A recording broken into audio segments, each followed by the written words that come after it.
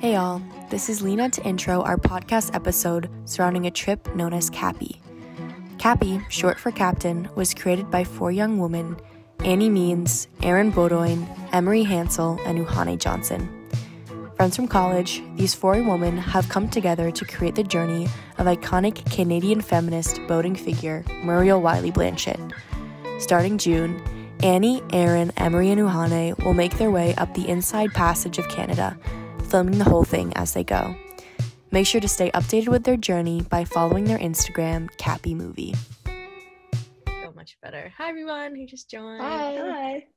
Welcome everybody today. I'm so happy to have you all here for With It Girl and for us to all be working together and talking about your awesome future endeavors, which I'm so excited to be a part of now.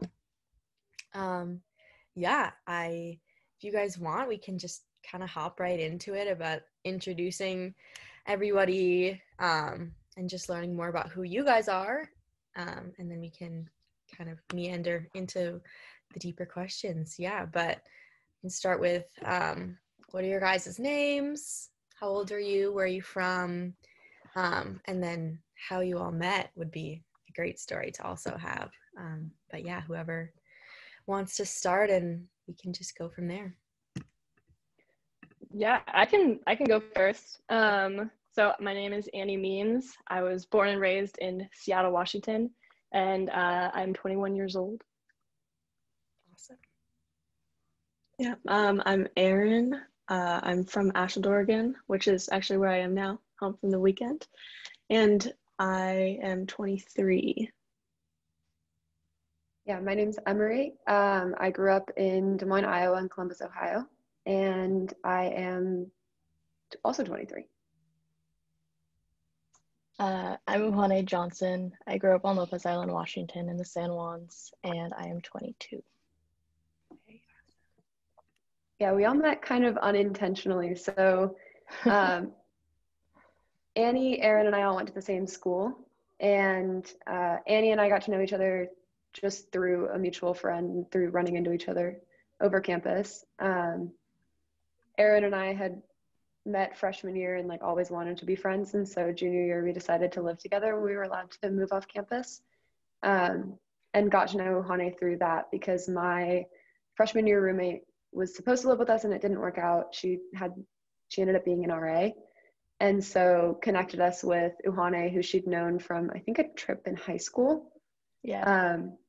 As a potential person to live with, and scrolled down her Instagram, saw her savoring off a champagne bottle, and decided that that was probably going to be a good fit, and reached out to her, and she came and lived with us. That's beautiful. The champagne bottle really sold it for you. I love that. Who knew? Yeah. Yeah, it's an iconic video. It's a good one with the sunset. Yeah, it's great. So on top of getting to know you guys a bit more, love to get to know a bit more about your trip, which is kind of what we're here to discuss a bit more. So if you guys could just tell me about the name of your trip, and how you decided on the name, and then kind of just where you came from with the name, the trip, the ideas, and kind of what it's the basics of what you guys are going to be doing.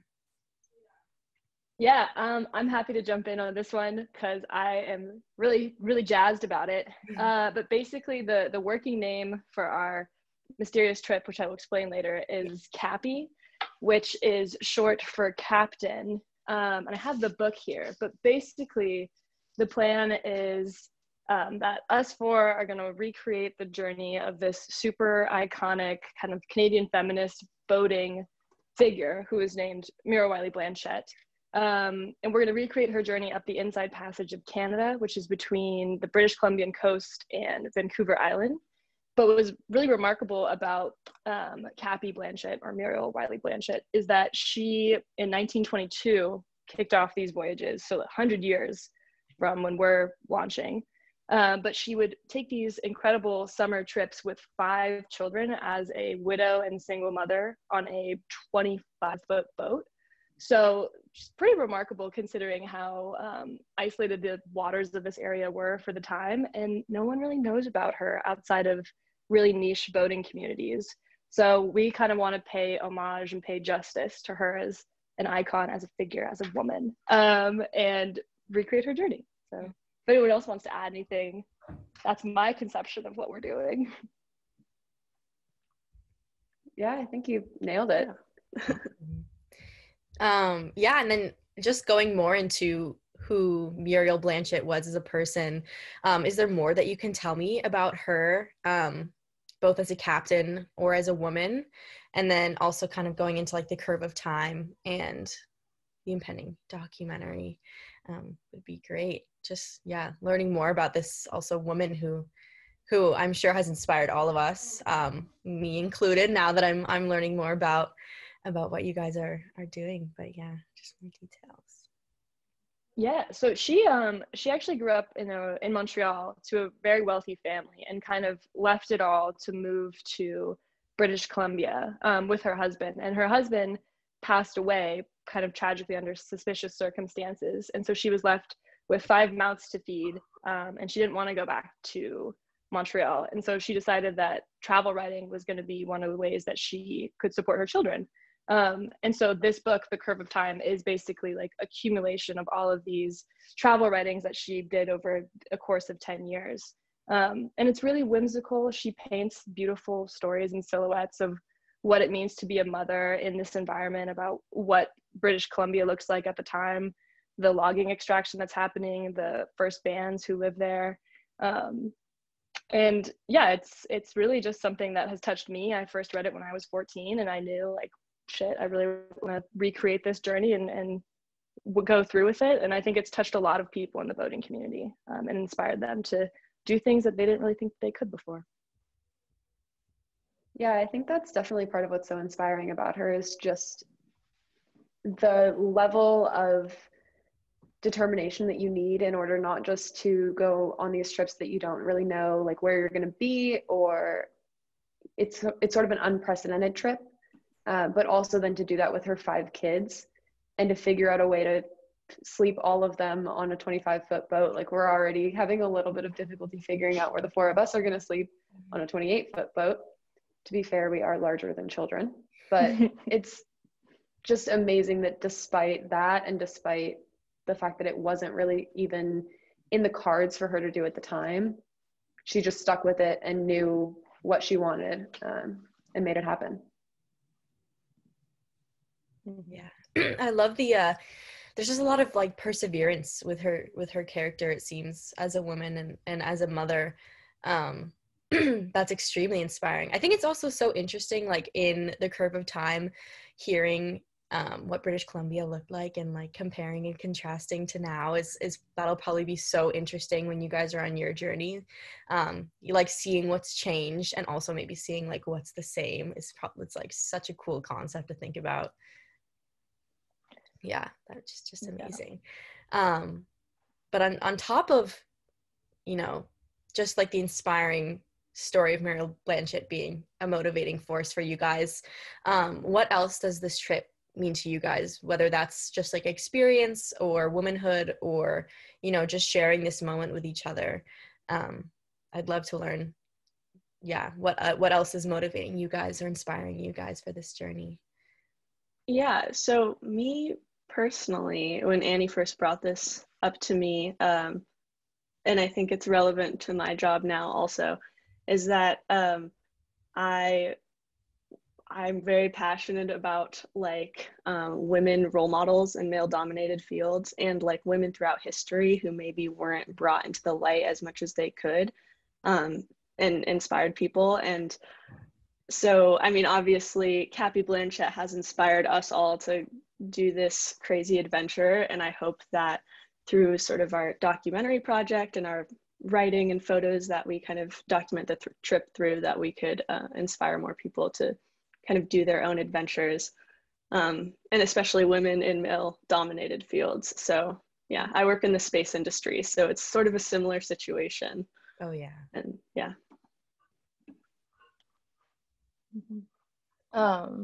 I like for me at least, growing up in the San Juans, it's kind of a way to connect with like both my ancestors and just my family deciding to live there now and back in the 1800s when they all decided, because it's so closely connected to the San Juans, that yeah, it's when Annie brought it up, I was like, wow, this is going to be a really cool trip that I'm going to be able to like see past where I grew up and not just be in the little close community of the San Juans, and connect with like an empowering woman that just decided to do something and said, I don't care what anyone else thinks, I'm going to do it.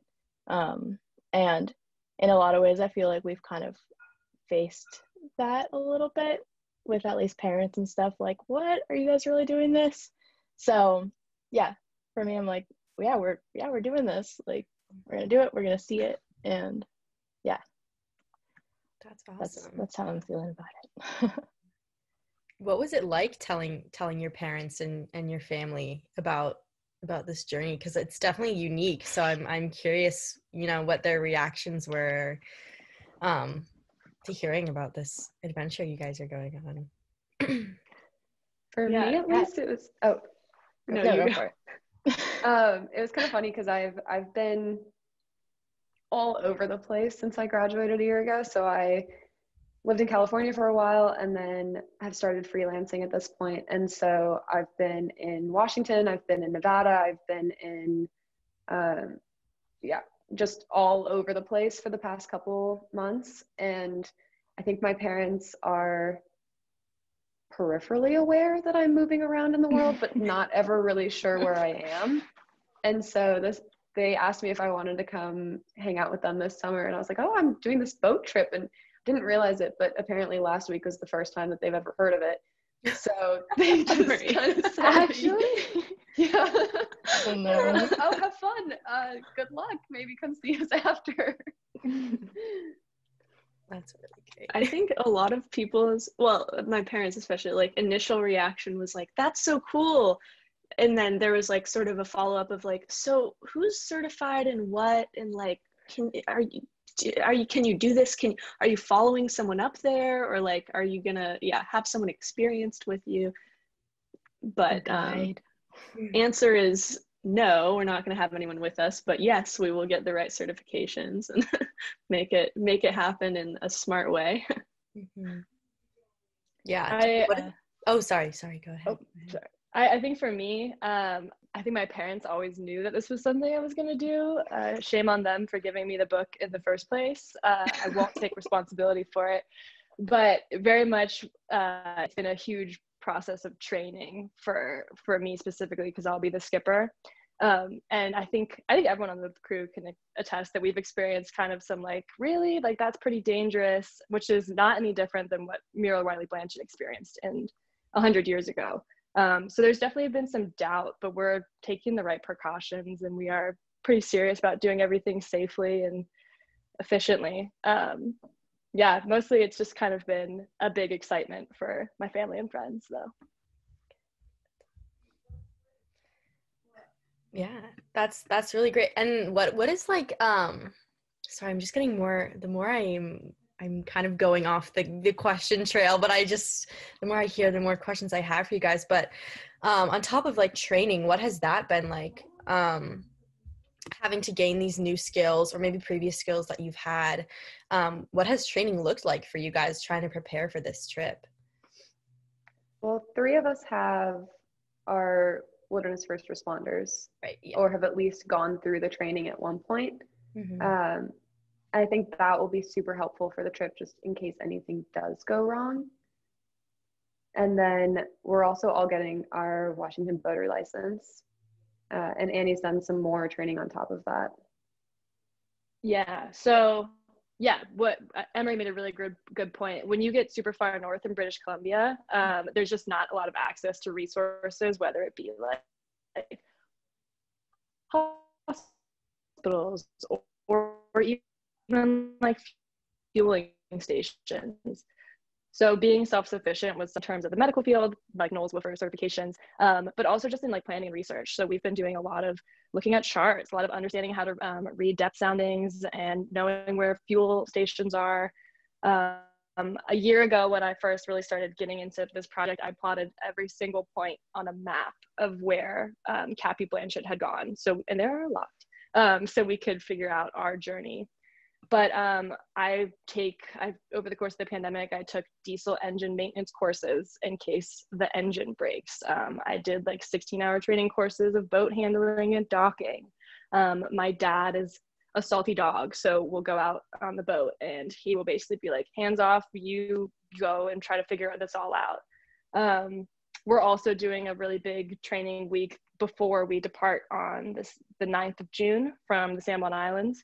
So everyone is going to get comfortable, little trial by fire, but that's kind of how you have to learn how to handle boats. It's the steep learning curve, but then once you get it, you really do get it. So that's what our training has entailed.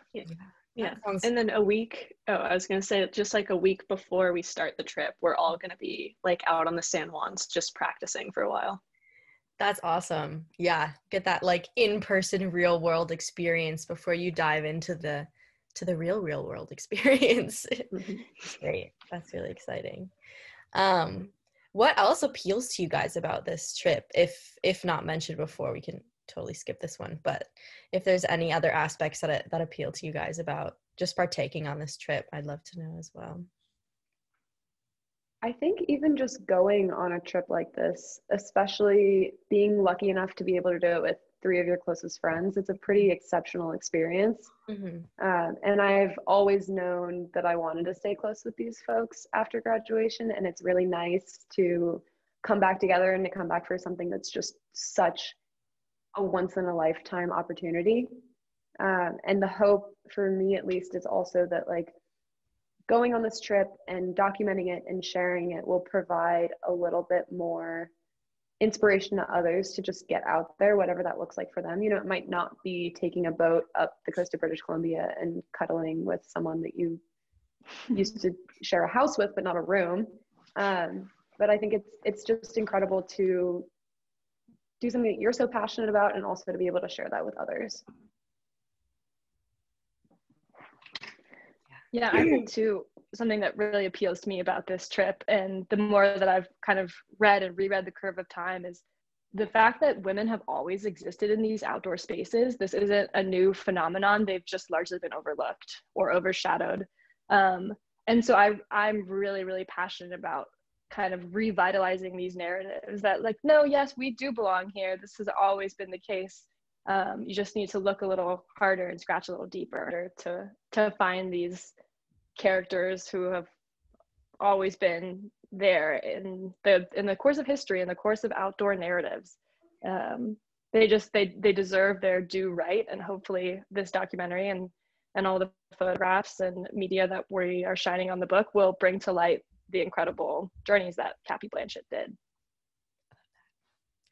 Awesome. Yeah, very well said.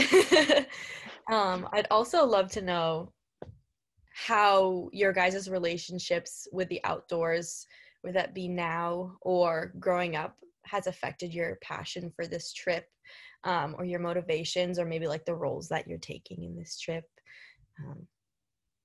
I can start this one off. Sure. Growing up in the islands, I grew up on like a really small farm, and have always had a community that was really connected with the land. So I personally have had a relationship that was more like dirt and touch the ground, grow your own veggies, like have some cows type of relationship. So I think for me, it's a way to like really learn how to do that on my own, not necessarily growing my own food and stuff, but harvesting and like fishing and finding a way to survive on our own. And then just being on the ocean every day, smelling the salt water is a huge part of, I like to say, who I am. Like if I'm too far away from the ocean, I kind of start to panic. So as far as it goes for me, that's kind of what has really affected my passion for the boat trip. But I think a big part of this trip is that we all have our own like growing up and upbringing in nature. So that's mine, but everyone's is a little different. So yeah. Who else? I could go next. This group interview thing is going pretty well so far. Yeah, I'd say so. Like taking turns over Zoom.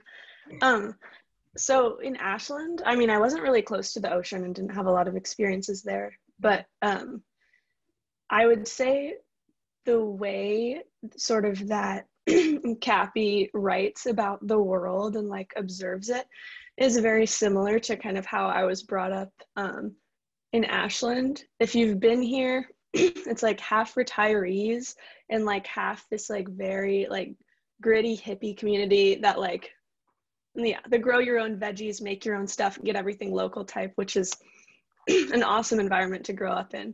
But I think going along with that culture comes with just like appreciating nature a lot, and definitely going like backpacking and like swimming in rivers and yeah, rafting and just like a lot of outdoor activities that that like connect you with the world. Yeah, I grew up in kind of the Plains Midwest scene, connected a lot with some of Annie Dillard's books when I was younger, just about going to the creek and finding whatever, because I used to go to the creek when I was a little kid and catch frogs and come home like so covered in mud that my mom would not let me into the house. Fell out of being in nature for a while and then got back into it when I went to boarding school and started backpacking for the first time ever. And I remember my mom making fun of me for wanting a big enough backpack that I could fit my makeup bag, which is just hilarious to me now because I don't think I've put on makeup in like years. But it was so important because it was all about how I looked and my appearance in a space and how I was presenting myself, and starting to get outside and do these crazy adventures where that wasn't even an option really started to break down the barriers that I'd built around my own existence in a space, and kind of forced me to become really comfortable with just what I can do and to emphasize being strong over being pretty or whatever, you know, external appearance I might have. And so kept climbing, started snowboarding, and just have developed a love for both like very cold water and kind of suffering through things that I didn't think that I could do. And I think this boat trip is going to be a part of that too, because I get horrendously seasick. And so I'm going to do what I can with like little pressure bands and see how it works. But I'm also expecting to have a little bit of a tough time, but to enjoy, at least retroactively, the gnarlier moments of my experience on this boat. Yes, and what we've called type 2 fun. Yeah, exactly. Yeah. I luckily don't get seasick, which is good because I will be steering. But for me, the outdoors also was largely like based around being on the water. My mom grew up in Southern California and was a body surfer from a young age, and my dad has always been really interested in boating. So when I was little, like a super influential moment in my outdoor upbringing was taking a boat back from Ketchikan to Seattle for 6 weeks. And I was 8 years old and I was on the crew, and it was just my family, kind of figuring it out as we went. So for me, like this trip is also a really strong way to kind of reconnect with my family and that aspect of being on the water, being outside, connecting with the larger, I don't know, influences of the environment. So we're all just really excited, honestly. I'm so excited for you guys. Like, it just sounds so fantastic. Even with the hardships, like I totally get what you mean, Emery. Like even like trips like these, or, you know, when you're just backpacking or something and you kind of have to push yourself a bit in the moment, or in the moment it might not feel as fun, but then when you do it and you're finished and like you're reflecting on it and you're like, God, I'm so glad that I like pushed myself through this and I like persevered, and just to like be there and experience it no matter like the hardship just feels so good by the end of it. So yeah, I totally understand that.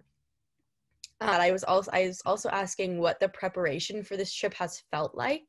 So I feel like we talked a lot about the actual physically what you've been doing, but I'd love to talk about the emotional aspect of it too, from whether that's like happiness or the stress of it. What have been the feelings kind of leading up to the trip? I think at the least with starting to freelance, something that I've felt a lot is that it feels quite performative as a field sometimes. Like it's about posting cool photos of adventures, or, you know, you see like the Instagram account, Influencers in the Wild, like you see people creating these scenes that aren't real in order to be able to post about them. And I think part of what's so exciting about this trip for me and about preparing for this trip is that it's not performative. Like it very much is so that we're just going to go out there and we're going to do this, and we'll have all of these cool photos, but it's not about presenting it to others. It's, although that is something that we'll be doing, and it's definitely not about presenting it to others to make ourselves look good. Like a lot of our media is about increasing exposure and increasing accessibility for other folks that might want to do something like this. Mm-hmm. And I think the genuine nature of this trip, and also just the excitement of getting to work with close friends, is, it just makes all the little sticky bits like really fun. Yeah, that was a great way to put it. I think to speak to the emotional aspect of the trip, one, because it is to plan a 2-month-long voyage is not something you can do in a week or 2 weeks. And so I definitely have been sitting down and doing like a lot of planning, and you kind of go through moments of like, is this really happening? Are we really doing this? Which is both super exciting and really feels rewarding.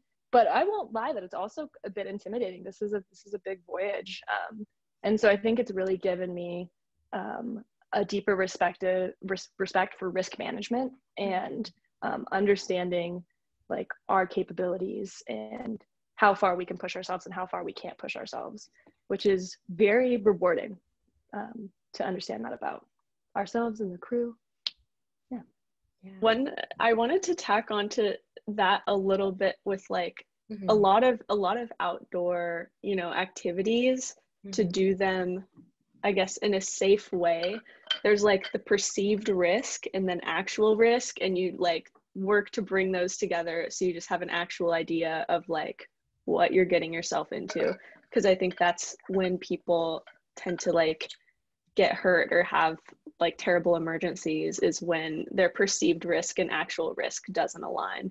And sometimes it's the other way around too. Like with climbing, I think people's like perceived risk of rock climbing is a lot higher than the actual risk if you're doing it safely.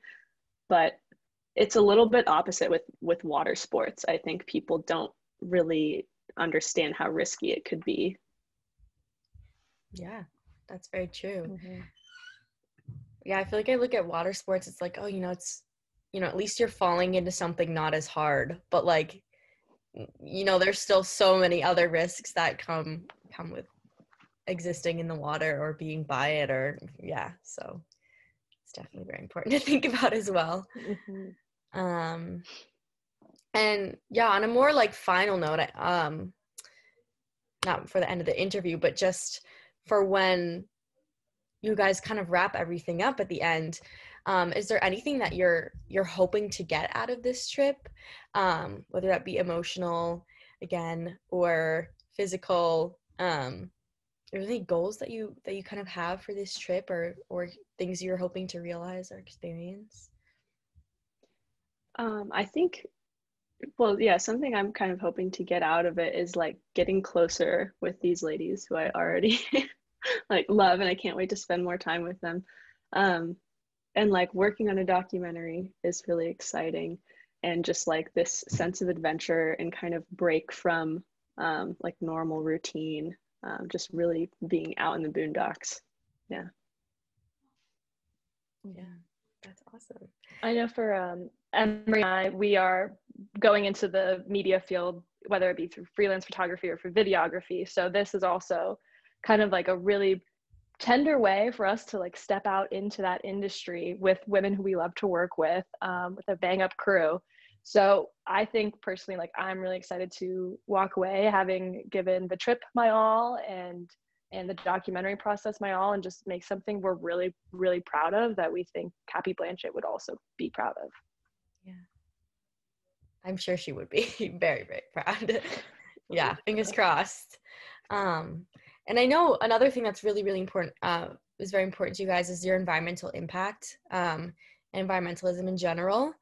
So I'd love to know how you guys have personally minimized your environmental impact, and also how you're planning to do so on during the Capi project. Yeah, I right now personally, at least, I'm currently working for a body project company that we source all organic and natural products. Or each thing that we have is like 5 ingredients or less.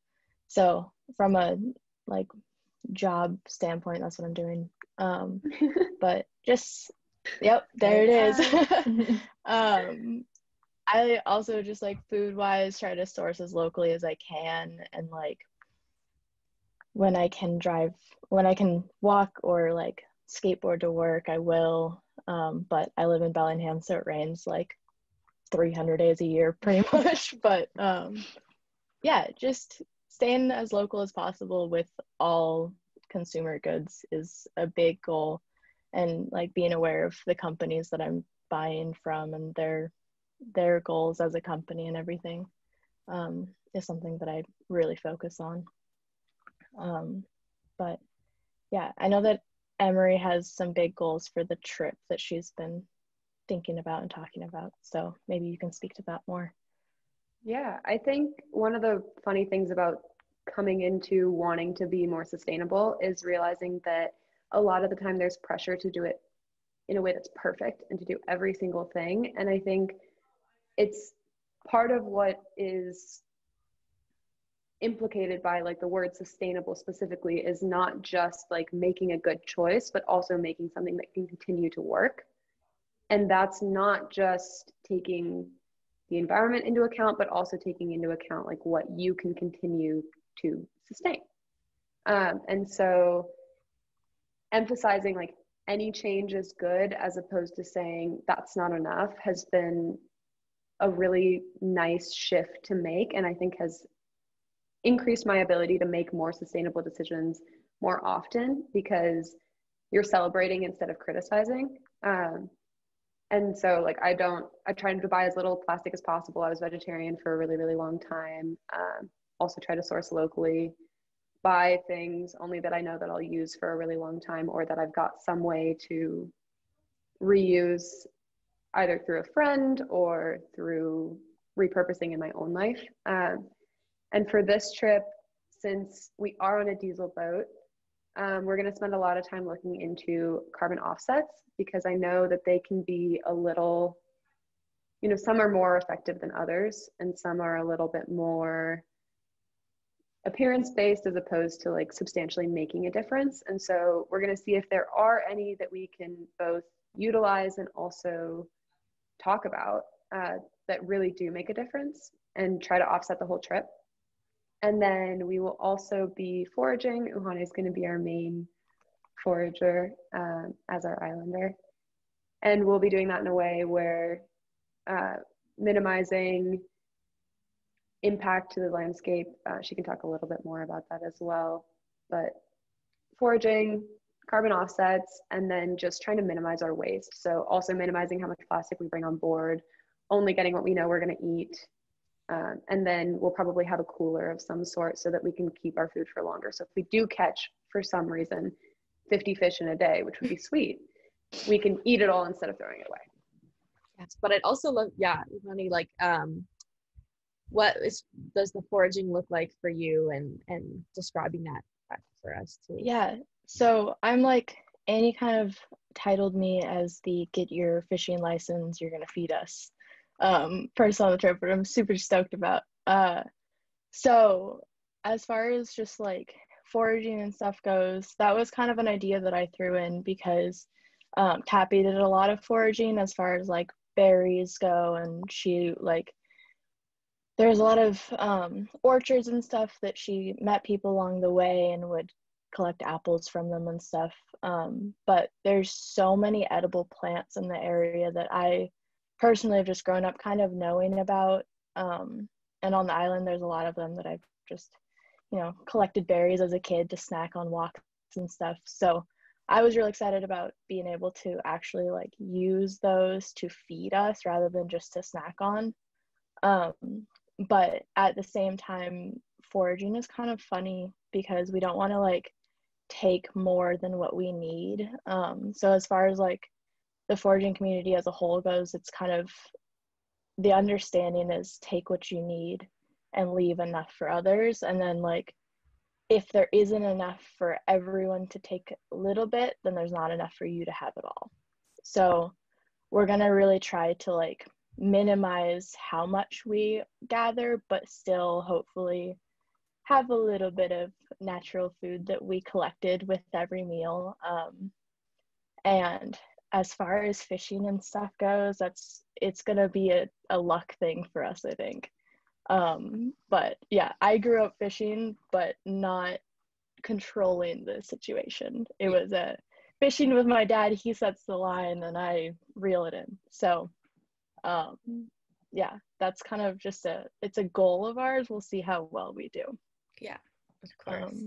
But yeah, so we just wanted to connect with Capi on that aspect and like really try to make our trip as closely aligned with hers as we can. And harvesting our own food is a huge part of the way that she fed her kids. I mean, the whole trip they're talking about catching fish and they're hungry, so go get some berries or eat an apple. So yeah, that's as far as we're gonna, I don't know. Yeah, we're gonna try. Yeah, it's a beautiful thing to try and incorporate and just like realigning yourself with Capi. And yeah, you can't hurt but try. And you know, if you succeed, then that's beautiful. If you don't, then you tried. And yeah, you know, it's all a learning lesson. I feel like that's really exciting too. Like I feel like it's even more like your guys are gonna learn so much more like being in it and like come out of it with an even better understanding of like your environmental impact, which is really cool. Just because you're like practicing it so heavily for in such a short amount of time. So yeah, that's really awesome. It'll also be pretty important for us to respect the indigenous communities up there. Yeah. Because a lot of them have either a dependence on or a connection with, or however you want to phrase it, these forage plants, because it is like the lifestyle. And so figuring out ways to be respectful of that and also to, you know, still be able to forage for our own food while taking that into account is going to be pretty important. Yeah, I love that. That's really amazing. And then this is the final, just like as a final note and an overall question from what we've all been talking about before. But is there any advice that you would give someone hoping to embark on a similar journey? This could be, or not even a similar journey, just, you know, a journey of their own and wanting to push themselves to do something a little different, whether that be more oriented to women in this field or just people in general. Just, yeah, advice, maybe things you've learned or just in general. Yeah, what would you tell people who are hoping to do the similar things as you guys? I think some advice for everybody would just be find something that you're interested in. It doesn't necessarily need to be something that you've got experience in, but find something that makes you feel excited. And then do the necessary research, of course. Try to undertake an adventure in a way that's safe and also respectful to the areas that you're going to be in. But then believe in yourself and stick to it. Make it your own. Yeah, to add on to that too, I think with a task like this large, one thing that has always really stuck with me that someone said to me is just the really simple line of to begin. You don't have to tackle the entire trip at once. You can start small by just researching a little bit a day or understanding how do I get better at this skill. Because, you know, Rome wasn't built in a day. This trip was not made in a week or a day. It was made over the course of several years of brewing on this idea. And yeah, as Emery said, just have faith in yourself and take that first step and then the next one and the next one. And eventually you'll get to where you're going. I think also like as you're forming the trip and starting to tell people about it, like there will be people that doubt you, and that's just always going to be there. And like whether it's parents or friends or strangers that you just happen to tell, like don't be discouraged by that one person that's like, really, can you do this? And like just take that and then build off of your own excitement and like the stoke of the 100 people that you told that are actually excited for you and believe in you. Yeah, because I think we're all getting a little bit of, can you do this? And we're like, of course we can. We're going to prove to you that we can. Yeah. And I mean, I think a lot of those people are more worried about our safety than trying to like, Yeah. which I mean, I appreciate, but yeah, just gotta confidently say, yes, we're going to do it. Yeah.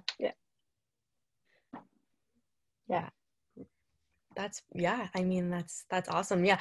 And I like the idea of going into it confidently too, because it's like, you know, you can't really feed off of other people's doubts, or you're probably going to go in doubting yourself. And it's like, you know, you just got to go in and you're like, this is going to be good.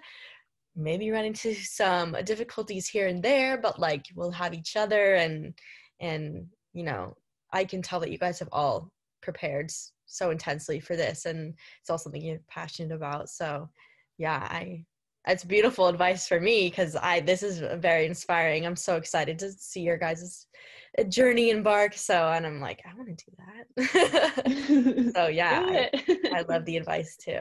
So yeah, I appreciate it. I think one last final thing that I would just like to say is don't hold yourself to some Herculean standard. It doesn't matter if you're going to go bike like 100 miles in a day. You don't have to do that, and it doesn't make your trip any more legitimate.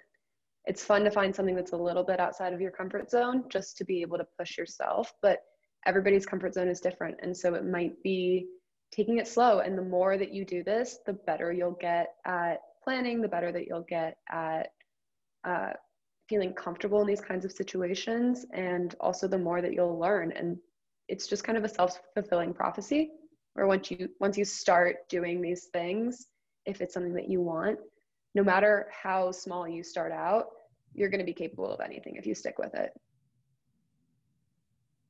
Beautifully said. Yeah, I mean, that was my last question for you guys, as a final, you know, kind of fulfilling advice and a reminder to you guys too of how capable you're going to be. And yeah, I just want to thank you guys so much for coming to With It Girl, and for sitting down with me and letting me hear your story and ask you guys questions, and being able to learn more about Capi and her story is amazing. And so I'm very, very lucky to be able to be talking with you guys and learning more, and I'll be following along the whole time. So you have me as a fan for sure. Our first fan. Number one, never forget. But no, thank you so much. Yeah, of course.